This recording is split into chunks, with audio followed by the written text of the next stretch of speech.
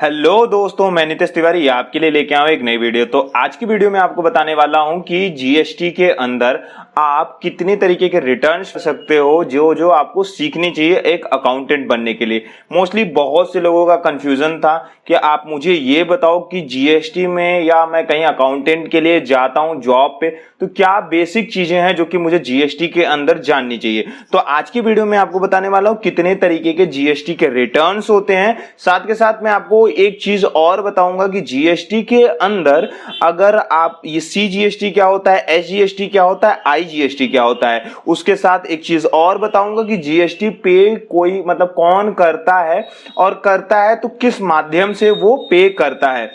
तो अगर आपने मेरे YouTube चैनल को सब्सक्राइब नहीं किया है तो मेरे YouTube चैनल को सब्सक्राइब कर लीजिए, साथ के साथ बेल आइकन दबा दीजिए ताकि कोई भी नोटिफिकेशन आए आपको सबसे पहले मिले। अगर आपने मेरे फेसबुक पेज और इंस्टाग्राम को फॉलो नहीं किया है तो नीचे मैंने लिंक दे दिया है, फॉलो कर लीजिए। तो चलिए वीडियो को शुरू करते हैं। तो सबसे पहले मैं आपको बता दूं कि जीएसटी के बारे में आपको जानना बहुत जरूरी है।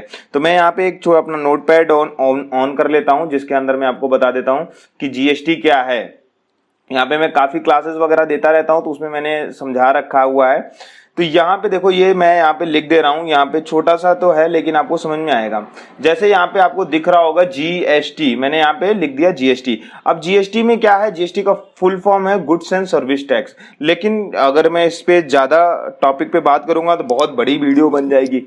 लेकिन मैं आपको बता दूं कि जीएसटी क्या है। जैसे कि मान लीजिए मैं एक सप्लायर हूं, मैं नितेश, अगर मैं बिजनेस करना चाहता हूं तो मैंने क्या किया, एक फॉर्म रजिस्टर्ड कर लिया एज जीएसटी के अंदर, चाहे वो प्राइवेट लिमिटेड कंपनी बना के, चाहे प्रोप्राइटर बना के, चाहे आप मतलब एक तरीके से मैं पार्टनरशिप बना के। अगर आपको ये तीनों चीजें नहीं पता है कि पार्टनरशिप, प्राइवेट लिमिटेड, प्रोप्राइटर क्या है, तो मुझे कमेंट करके बताइए, मैं सब पे अलग अलग सेपरेट वीडियो बनाऊंगा। तो सपोज दैट मैंने प्रोप्राइटर के लिए अप्लाई कर दिया, जीएसटी नंबर मुझे मिलके आ गया। तो ये जीएसटी नंबर है, ये स्टेट वाइज हमें मिलता है। अब यहां पे ये पे कौन करेगा, जैसे कि मैंने कोई मटेरियल था, मान लीजिए मटेरियल का नाम मैंने यहाँ पे रॉ लिख दिया, तो रॉ या कोई भी आप मान लीजिए, चलिए रॉ की जगह हम लिख लेते हैं एलईडी लाइट। अब मैं एलईडी का व्यापार करने जा रहा हूं तो मैंने इसको खरीदा। तो मैंने जैसे ही इसको खरीदा तो यहां पे मेरी इसकी मतलब जो प्राइस थी वो 10,000 रुपए थी, 10,000 रुपए था इसका प्राइस। तो मैं जब इस परचेज करने गया, जहां से मैंने परचेज किया, तो वहां पे मुझे क्या करना पड़ा, वहां पे ध्यान से समझिएगा, जब मैं इसको परचेज करने गया, जिस किसी भी पार्टी से मैंने इसको परचेज किया, तो उसने कहा कि सर जी मैं ये जो आपको एलईडी दूंगा वो दूंगा 10,000 प्लस टैक्स। मान लीजिए सपोज दैट उस पर 12% का टैक्स लगा हुआ है, तो 12% मुझे एक्स्ट्रा देना पड़ा। मैंने उससे पूछा कि सर जी एक बात बताओ, मैं ये 12% का आपको दे तो दूं, लेकिन इस 12% का मुझे क्या बेनिफिट होगा, मैं तो इस एलईडी लाइट को यूज करने वाला नहीं हूं, मैं तो सेल करने के लिए ले जा रहा हूं ना, तो मुझे तो 10,000 में ही मिलना चाहिए था। मैं तो इसका ऑन यूजर हूं नहीं, क्योंकि जीएसटी का पे कौन करता है, जो उसको यूज करता है, ऑन मतलब जिसके इन हैंड में है, जो उसका यूजर है वही उसको पे करेगा। तो गवर्नमेंट ने कहा कि भाई ठीक है, आपको इससे प्रॉब्लम नहीं होनी चाहिए, आप यहां पे कर दो। सपोज दैट आपको इसके ऊपर 10,000 रुपए के ऊपर 12% देना है, तो आप यहां पे कर दो। जैसे कि 12% है तो 1,200 रुपए आप यहां पे कर दो। ये 1,200 रुपए आपका क्या है, इनपुट है। क्या है आपका इनपुट। और कौन सा इनपुट है, ये आपका एसेट्स है, संपत्ति है आपका। जब भी आप इसको सेल करना तो उस समय क्या करना, इसको जितने रुपए पे सेल करना उसके पे टैक्स लगा देना। चलिए एग्जांपल के लिए मैं आपको बताऊं, यहां पे आपको समझ में आ गया होगा कि 10,000 रुपए था, 10,000 रुपए के ऊपर 12% मैंने टैक्स दे दिया, जो कि मुझे नहीं देना था, बट मुझे जीएसटी देना पड़ा। तो वहां पे मैं एंड यूजर था तो मैंने वहां पे कर दिया। अब मैं फर्दर उसको बिजनेस में मतलब सेल आउट करने के लिए आता हूं। ये रही बात परचेज की। अब मैं यहाँ पे उस मटेरियल को लेके आया हूं। जब भी मैं मटेरियल को सेल करूंगा, सपोज दैट मैंने उसको राम को सेल कर दिया, भले ही राम के पास जीएसटी नंबर है, राम को मैं सेल करूंगा, तो राम को मैं क्या करूंगा, जो 10,000 का मटेरियल था मैंने उस पे कुछ प्रॉफिट ले लिया, उसको क्या किया मैंने 11,000 रुपए में सेल कर दिया। तो यहाँ पे या 11,000 या आप जो भी अमाउंट में सेल करना चाहते हो, उसके ऊपर ये हमारी जो वैल्यू थी, इसके ऊपर मुझे 12% का मतलब टैक्स लगा के से पूरा टोटल टैक्स का अमाउंट प्लस एक्चुअल अमाउंट दोनों वसूलना है। अब इन दोनों अमाउंट में से जो आपका इनपुट था, सपोज दैट मैं एक एग्जांपल के लिए आपको बस समझा रहा हूं, 150 रुपए का इनपुट था, लेकिन जब आप ऑब्वियसली जब आप सेल करोगे तो आप ज्यादा रुपए लेके सेल करोगे क्योंकि आपको भी प्रॉफिट चाहिए था। तो आपको जो इनपुट मतलब जो आपका जीएसटी का अमाउंट आया वो 200 रुपए आया।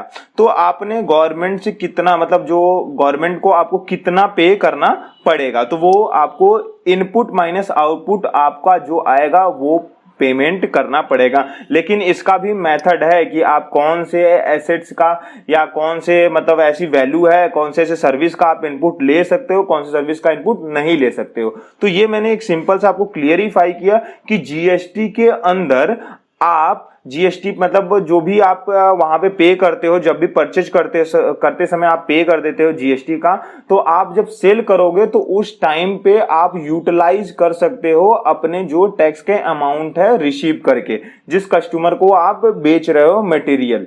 तो ये रही बात जीएसटी की। अब इसके अंदर क्या है कि कितनी क्लासिफिकेशन है वो मैं आपको बता देता हूं। जीएसटी के अंदर जो है, पहले मैं आपको सिंपल में 3 बताऊंगा, बेसिकली 4 हैं। एक है आपका जीएसटी के अंदर, पहले तो जीएसटी का नाम ही है गुड्स एंड सर्विस टैक्स, ये कभी मत भूलिएगा, ठीक है। सपोज दैट मैं नोएडा में हूं और मैंने यहाँ पे नोएडा में जीएसटी नंबर ले लिया। अब मैं यहाँ पे अगर नोएडा कहां पे है, यूपी के अंडर में है, स्टेट कौन सा है, यूपी है, तो जीएसटी के अंदर स्टेट जो है बहुत ही इंपॉर्टेंट देता है।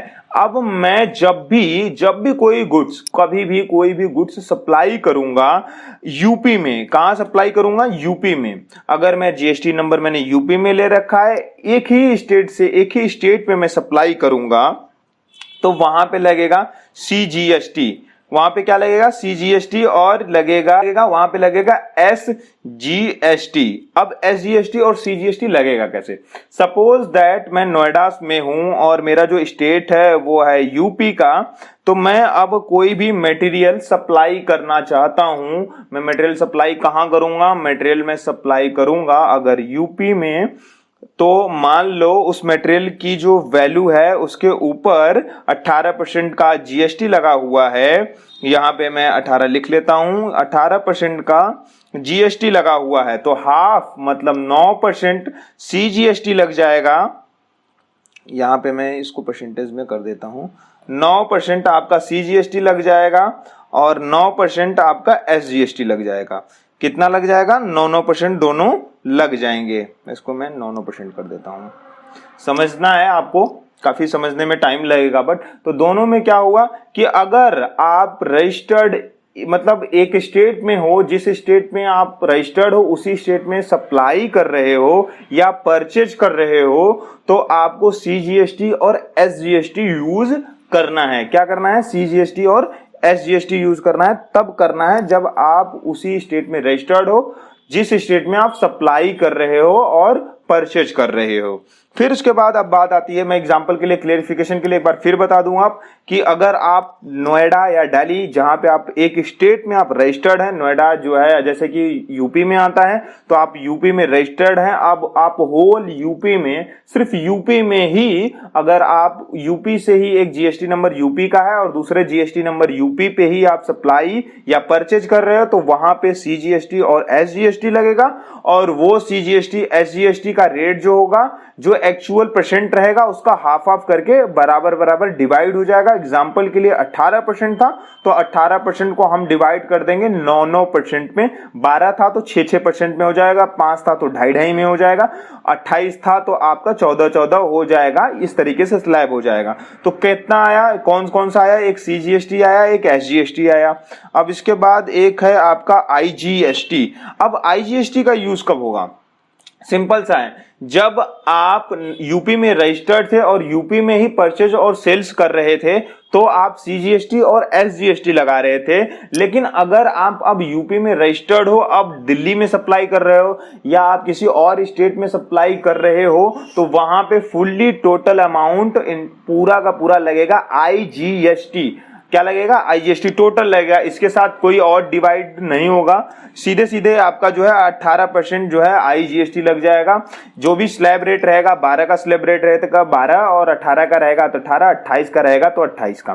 तो ये रही बात सीजीएसटी, एसजीएसटी और आईजीएसटी की। मैं एक बार फिर क्लियरिफिकेशन दे दूं आपको, सीजीएसटी वहां पे लगेगा जिस स्टेट में आप जीएसटी नंबर ले रखे हो, उसी स्टेट में परचेज या सेल्स करते हो तो वहां पे सीजीएसटी और एसजीएसटी लगेगा। और अगर आप जिस स्टेट से रजिस्टर्ड हो जीएसटी में और आप दूसरे स्टेट में सप्लाई कर रहे हो, दूसरे स्टेट के जीएसटी में आप सप्लाई कर रहे हो तो वहां पे आपका आईजीएसटी लगेगा। और यूटीजीएसटी के बारे में आपको बता दूं, जो यूनियन टेरिटरी हैं उन जैसे आपका चंडीगढ़ है तो वहां पे चंडीगढ़ में जो है वहां पे क्या लग जाएगा, स्टेट है ही नहीं, जहां पे स्टेट नहीं है वहां पे आपका क्या कहते हैं यूटीजीएसटी लग जाएगा। सिंपल सा है, इसको रिप्लेस करके। तो आई होप कि इतनी चीजें आपको समझ में आई होंगी। आपको कहीं पे भी कोई भी प्रॉब्लम हो तो आप मुझे कमेंट करके बताइए। अब चलिए मैं आपको ले चलता हूं रिटर्न्स की तरफ। अब आपको कौन कौन से रिटर्न्स भरने हैं। अब गवर्नमेंट ने रिटर्न्स तो ढेर सारे दे रखे हैं, लेकिन मैं आपको नॉर्मली बता दूं कि कौन कौन से रिटर्न्स जो है एक अकाउंटेंट की नौकरी या जॉब के लिए आप जाते हो तो वहां पे कौन कौन से रिटर्न्स जो है आपको भरने पड़ेंगे। सबसे पहला रिटर्न है जीएसटीआर 3B। जीएसटीआर 3B के अंदर जो डिटेल देना है वो मैं आपको बता दूं। जीएसटीआर 3B के अंदर आपको परचेज का डिटेल देना है और सेल्स का डिटेल देना है। जो मंथली आपने परचेज किया हुआ है उसका डिटेल देना हुआ है और आपको देना है सेल्स का डिटेल। और साथ में अगर गवर्नमेंट का टैक्स बन रहा है कैलकुलेशन करने के बाद तो वो आपको टैक्स डिपॉजिट करना है जीएसटीआर 3B के अंदर। इसकी फाइलिंग भी मैं आपको बताऊंगा, तो उसके लिए आप मेरे YouTube चैनल को सब्सक्राइब जरूर करिएगा ताकि आपको वो मिल जाए अपडेट। फिर उसके बाद मैं बात करता हूं जीएसटीआर 1 की। तो जीएसटीआर 1 में हमें सेल्स की रिपोर्ट देनी पड़ती है। सेल्स की रिपोर्ट मीन्स आपको पूरा का पूरा एक सेल का इनवाइस नंबर और सेल का जो इनवाइस नंबर का डेट है वो देना पड़ता है, नेचर ऑफ ट्रांजेक्शन देना पड़ता है कि हमने जो सेल किया है वो एसईजेड में किया है कि एक्सपोर्ट में किया है कि B2B किया है कि B2C किया हुआ है। और उसके बाद उसके टैक्सेबल अमाउंट प्लस गुड्स का डिटेल HSN वाइज देना पड़ता है। तो सारी सेल्स से रिलेटेड डिटेल देनी पड़ती है। अब तीसरी जो रिपोर्ट है हमारी वो है आपकी जीएसटीआर 2A की। जैसे हमने यहाँ पे जीएसटीआर 1 फाइल किया, अब जीएसटीआर 1 जैसे ही हम यहाँ पे फाइल कर देते हैं वहां पे क्या होता है, जो हमसे परचेज किया होता है उसकी 2A पे शो कर जाता है। इसी तरीके से जिन जिन लोगों से हमने परचेज किया था, जिन जिन लोगों से हमने परचेज किया हुआ था वो लोग जीएसटीआर 1 फाइल करते हैं और वो हमारे जीएसटीआर 2A में ऑटोमेटिक शो कर जाता है। हमें अपनी बुक से उसको रिकंसिलिएशन करना पड़ता है। तो आपको तीनों चीजें मैंने बता दी कि जीएसटीआर 3B क्या होता है, जीएसटीआर 1 क्या होता है और 2A क्या होता है। तो मैं आपको फिर से एक बार रिपीट करा दूं, जीएसटीआर 3B में हम मंथली जितना टोटल सेल किए हैं उसकी डिटेल बताते हैं, टैक्स का अमाउंट प्लस उसका डिटेल वगैरह पूरा का पूरा कि कितना टैक्सेबल अमाउंट था, टैक्स कौन सा दिया था, सीजीएसटी, आईजीएसटी और एसजीएसटी का डिटेल देते हैं, प्लस हम परचेज का डिटेल देते हैं कि हमारे पास कितना आईटीसी अवेलेबल है, इनपुट टैक्स क्रेडिट, और उसके बाद जितना पेमेंट बनता है वो पेमेंट हमें गवर्नमेंट को पे करना पड़ता है। अगर पेमेंट नहीं भी बनता है, आईटीसी भी हमारे पास अवेलेबल हो जाता है, बचता ही है, तो वो भी हमें रिटर्न में जो है दिखाना पड़ता है कि हमारे पास आईटीसी इतना अवेलेबल है। उसके बाद अगर हमारा परचेज नहीं है, ओनली सेल है तो भी हमें दिखाना पड़ता है, और अगर हमारा सेल नहीं है ओनली परचेज है तो भी दिखाना पड़ता है। और अगर आपके पास ना तो सेल है ना तो परचेज है, आपने कुछ काम नहीं किया उस मंथ में, तो नील का रिटर्न दिखाना पड़ता है जीएसटीआर 3B के अंदर। और ये डिटेल आपको जीएसटीआर 1 के अंदर भी बतानी है कि आपका अगर नील का रिपोर्ट है तो भी आपको बताना है कि नील का रिपोर्ट है, लेकिन जीएसटीआर 1 के अंदर सिर्फ सेल्स का रिपोर्ट जाता है, जिसके अंदर आपको यह बताना होता है कि आपने सेल किस किस को की है, उसका इनवाइस नंबर, इनवाइस की डेट, और प्लस पूरा का पूरा एक इनवाइस जो आप बिल बनाते हो उसका प्रॉपर डिटेल इसके अंदर डालना पड़ता है। और 2A के अंदर जिन जिन लोगों से हमने परचेज किया था जितने लोगों से हमने परचेज किया था उन लोगों ने GSTR1 अपना फाइल किया है कि नहीं फाइल किया है, वो हमें रिकंसिलेशन करना पड़ता है अपने 2A को चेक करके, अपने एज पर बुक जो हमने इनपुट क्लेम किया है उसके अकॉर्डिंग। तो आई होप कि आपको इतनी चीजें समझ में आई होंगी। नेक्स्ट वीडियो में मैं आपको बताऊंगा कि GSTR3B कैसे फाइल करते हैं। तो आपने अभी तक मेरे यूट्यूब चैनल को सब्सक्राइब नहीं किया है तो सब्सक्राइब कर लीजिए, और अगर आपको कोई भी प्रॉब्लम है, कोई भी टॉपिक चाहिए तो आप मुझे कमेंट करके बताइए, मैं उस पर भी वीडियो बना दूंगा। आई होप दोस्तों कि ये वीडियो आपको पसंद आई होगी। अगर ये वीडियो आपको पसंद आई तो इस वीडियो पे लाइक कर दीजिएगा, शेयर कर दीजिएगा, कमेंट कर दीजिएगा। जल्द मिलूंगा आपसे एक नेक्स्ट वीडियो में, तब तक के लिए टेक केयर, बाय।